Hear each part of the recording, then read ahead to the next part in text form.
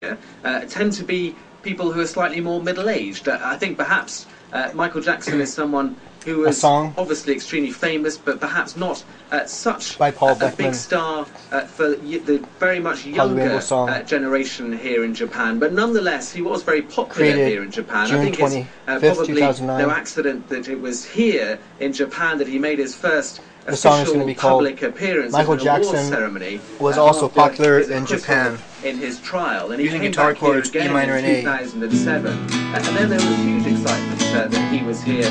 A screaming mob at the airport. Michael Jackson was also popular in Japan. That's where he made some of his hits, and in Japan he liked the people there. They liked him.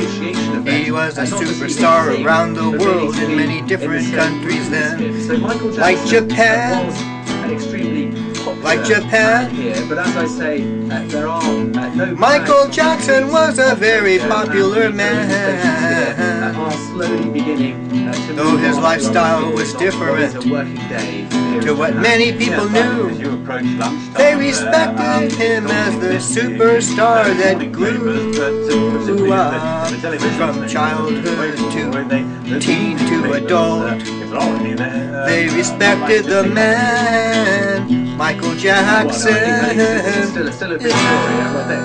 The broadcasters are still covering it, but there isn't the wall-to-wall coverage that we're seeing in places like the United States. They've gone back to normal programming. I think people here, as I was saying, really regarded him more as a performer than a soap opera, and I think perhaps one of the reasons why might be that some of the things that made Michael Jackson seem a bit strange in Western countries are a bit more mainstream here. I mean, for example, the way he dressed up in kind of military uniforms and slightly clothes that might look odd if you're sitting in London. I mean, here in Japan, it's not part of the mainstream, but it's certainly part of a wide subculture, the idea of cosplay, the idea of dressing up. And you see people here walking around the streets dressed up as things like Victorian dolls.